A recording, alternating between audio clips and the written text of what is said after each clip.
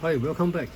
So today, I'm not going to talk to do the crowdfund channel, but just on one particular campaign which I'm very interested in. And if you've been listening to my channel, you will know that I'm a totally sucker for Awaken Realms and their stuff. Most of it anyway, but in particular, one of their franchise, the Tainted Grail series, which you can see flashing on the screen right now. They're coming up with a kind of an expansion, but it's kind of like Tainted Grail 1.5, where you get a chance to buy Tainted Grail upgrades to 2.0, as well as the expansion, the Kings of Ruin, as you can see on the right left side here. So that is the expansion box. It's also a standalone if you're worried that don't have Tainted Grail, which actually, to be honest, I no longer have Tainted Grail. I've already sold it off because I'm completed all the 4 campaigns. But basically, this is what I'm going to talk about, and it's just going to be very short because they actually haven't launched it yet. But if you are interested, please go to their Gamefound webpage, which are our link below. You actually get to follow this if you are following this, and you know. So wait, I'm supposed to have a gift. So let me just confirm that I have it, because it's like it's so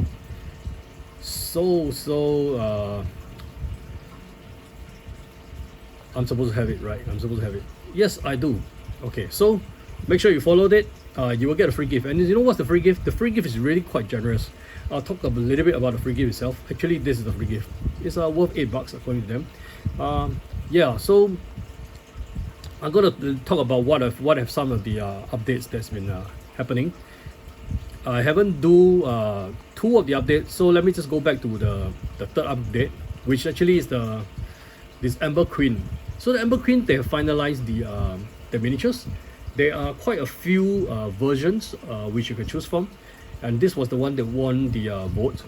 Obviously, it looks pretty cool, but unfortunately, I think it's a bit weird because for her height, it's either she's been kneeling or she doesn't have legs, something like that. I don't know. And the horse looks totally miniature compared to her size. So I don't. So it's a very weird. It looks like it's like ancient concept of horse and she's on a wheelchair or something like that. But anyway, this is their design. It's supposed to be pretty unique. Supposed to be have the gothic style, but it doesn't look. It looks a bit out of proportion to me though. But the artworks is totally cool and fearful. This is what it is. This is the Amberqueen, one of the 3 Kings of Ruins, and this is Amberqueen Veneda. So this is her design that we have chosen, and it was the final version. There's a few versions that we could choose from. And then what they really want to say is that their team has been crafting different concepts for this, and this was the one that actually eventually won. And it looks fantastic. I would imagine this wouldn't be anything less than must be a pretty big miniatures to be this. And this is the side view. So you know what I'm trying to say, right? Like her lower body is like cut off or something like that. But still totally awesome with the details and everything. It's like the broken columns. You can see the waves of her broken capes. You can almost feel the wind flowing backwards from here. And this is the back. Oh, this is her leg. So she's kneeling on the chariot, which I think must be a very uncomfortable position though. Well, there are also other stuff that's like devoted monster. Then she's a devoted mother to her people, the awakened nightmares, including the this elder hack, the scoundrel bride, and the matriarch of monsters. And to her, this nightmare also become the beloved children. When she lands drowned in chaos, Veneda couldn't sacrifice some of her progeny for the sake of the rest. She became obsessed with forcing them to live together in peace, controlling every aspect of their life. This overprotection nearly destroyed her realms and drove her to become a queen of the ruin. So she's kind of the queen of ruin, not so much the king of ruins, but that's what it was. So this was the original concept art for voting. I mean, this is the concept art to vote for this Amberqueen Veneda.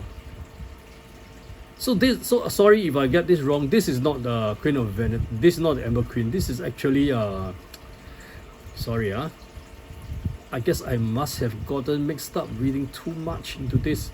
So this is the Claudyne. I don't know, pronounce it Claudyne? Yeah. It's probably a she as well, I guess, or is it a he? I don't know. This seems like the name of a girl, though.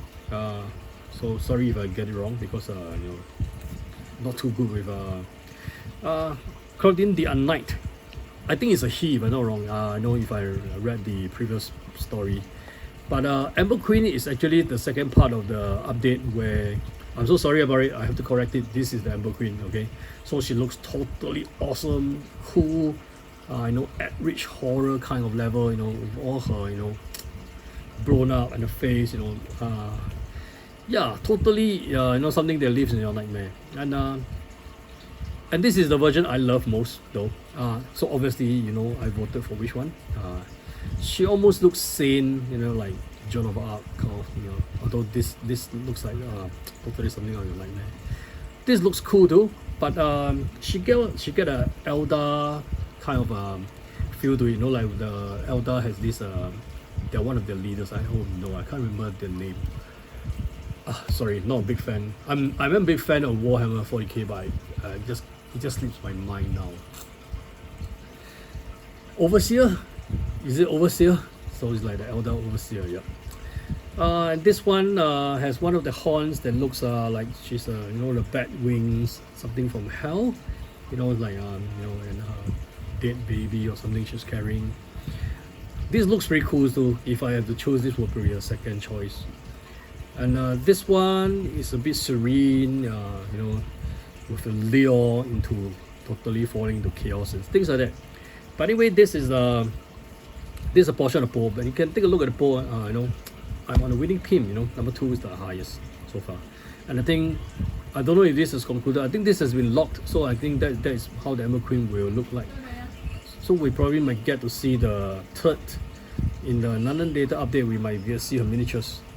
So that is for the third update, which I actually missed because I didn't really want to just go through one session of this with you guys. So in the fourth update, we have a lot of information here, and some of them are pretty important, especially if you are interested in this campaign like me.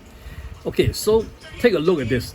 We have some like pretty beautiful background, like showing the ruins, how the west side of the Avalon looks like.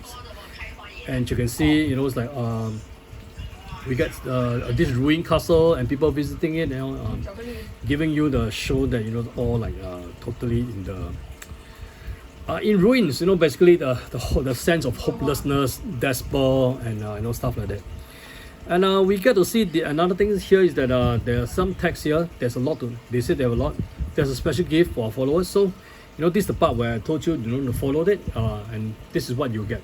So this following is not forever, like many Awakened Realms campaign before, you have to do it before the campaign starts.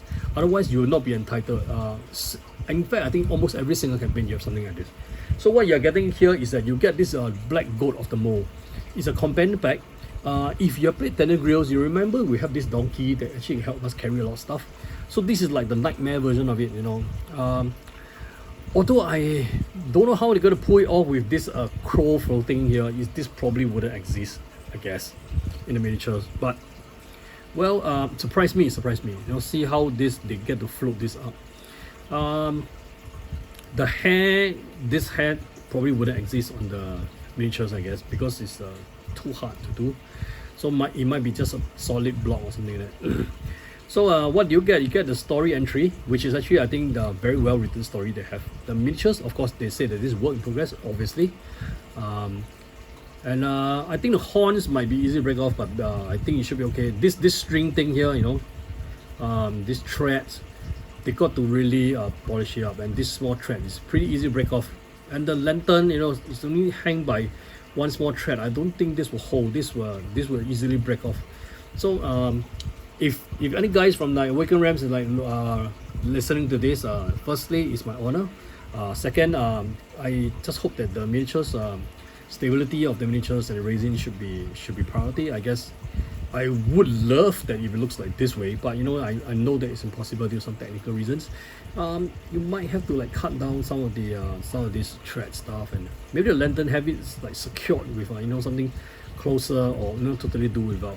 But that's pretty plain then. I do love the lantern, It's like, you know, in the whole picture you can tell this is like the key point of this whole black gold of the mole.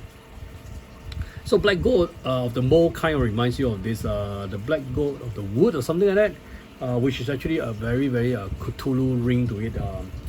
It's one of the monsters that appeared in the Arkham, you know, side of Cthulhu. Anyway, I remember there was a little bit of the story, so I would like to read to you the story.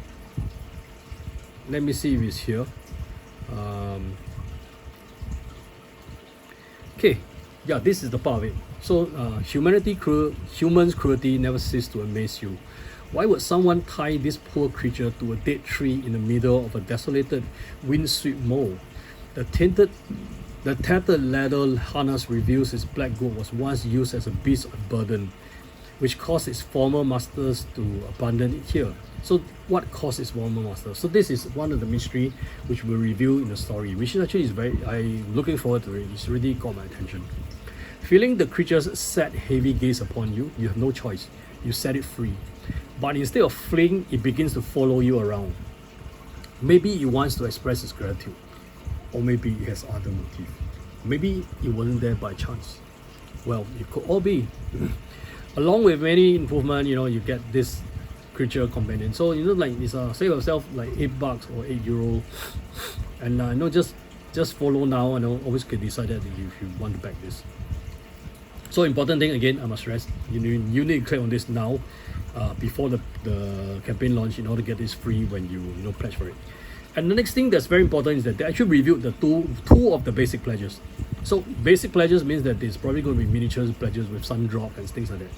So for the core pledge, that'll be $99. You get the 3 Kings of Ruin model, including the Claudyne, which you've seen. And then there's a Housestone model. I guess it will be something that looks like the man hill. So this is like the one from Tainted Grail. So we have this Housestone now. Okay. And dual layer character board, yes, because you need to hold all the counters in place so they don't skip. Skill tiles, oversized cards, small standard cards, token, and you know, it's a 200-page of a story, and there's 550 plus other components. Of course, I think some of the components are not even finalized today. And you know, we have a stretch goals box, obviously, right? And that's on the cover. This looks like the Amberqueen, you know, although it's not the design that I've chosen, it's one of the other designs. Okay, so by the way, all these are draft. There's also the pledge. If you don't have and never played Tainted Grail, I strongly advise you to go ahead and play it, because it's one of the most thematic, in fact, one of the best story I have ever played in the board game. Okay, so I think it's the best. I gave it a 10 initially on BGA, to be honest, but you know, I always thought that there's room for improvement. So it might have dropped to 9 for me now, but you know, it doesn't mean it's not perfect.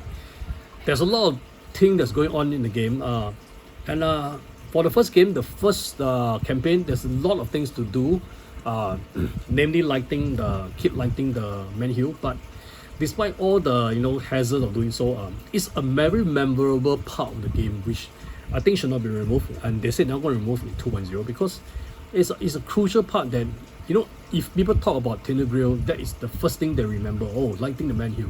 So you know, that's how iconic that process is, and it's not undoable. Although there's a bit of bug here and there, but once you figure it out, it's doable. And trust me, people have finished campaign. I have finished campaign. I never cheated on the man hill, so you know, it's like it works. So this is your chance to get it, and guess what? It's not crazily expensive. It's only $119. Can you believe it? This is almost like the same price we get 4 years ago on Tainted Grail, if I'm not wrong. Plus shipping, of course, you know, it's like and then you get the stretch goal. The stretch goal will contain the Age of Legend and the Last Light, which actually Last Night, which actually is 2 full campaign. The only thing you do not get is the Red Death, which might be available as a add-on, I guess, because the Red Death is actually the 4th campaign. It's a bit shorter than the rest, but you know, you get all 3 campaigns here for $119. Strongly advised to get it. Okay, it's highly recommended by me. You can even quote me on this. And there's an upgrade pack. So for people who has like completed it, there's no need for it. For people who has Tainted Grail 1, you want to have some advancement, some corrections, do get an update pack. Okay, And for people who are like straight away ordering this $119, which is actually by default version 2 already, you don't need to get update pack. So what's inside the upgrade pack? The upgrade pack is also $8. It will contain cards that's like for the Fall of Avalon, which is the core campaign, the stretch goal, which is like the other 2 campaign. There's also cards for the Red Death, which actually is the 4th campaign, which they didn't mention here on top. I don't know if it will be available. I don't see the Red Death here, so might be available as an add-on. I don't know. Hopefully it is, because people will be like, you know, losing out on one of them. And I think the Red Death, despite the non-impact on the core storyline, it has a very, very strong back storyline and has a potential for Tainted Grail 2, because, oh shit, I better not be like, you know, spoiling anything. Okay, I'm not going to spoil it, but there's potential here because they talk about some other races that actually exist, and that could very well be what Tainted Grail 2 will be about. So Monster of Avalon 2, there's 2 add-ons. It's like there's some 3 cards to change some of the rules, I guess. The Echo of the Past is a very important add-on. It gives you a lot more stories about the main character. So all this is like only $8. It's like almost doing you a service to do upgrade if you have the, you know, original Tainted Grail. And that is, I think in that sincerity, that is a very, very core part of the update, and I think that is very, very sincere of them to, you know, continue supporting people who has like backed them. You know, for $8 we are getting like almost 150 cards. Save sheets is a PDF, okay, that never mind. You could download it from BGG anyway, but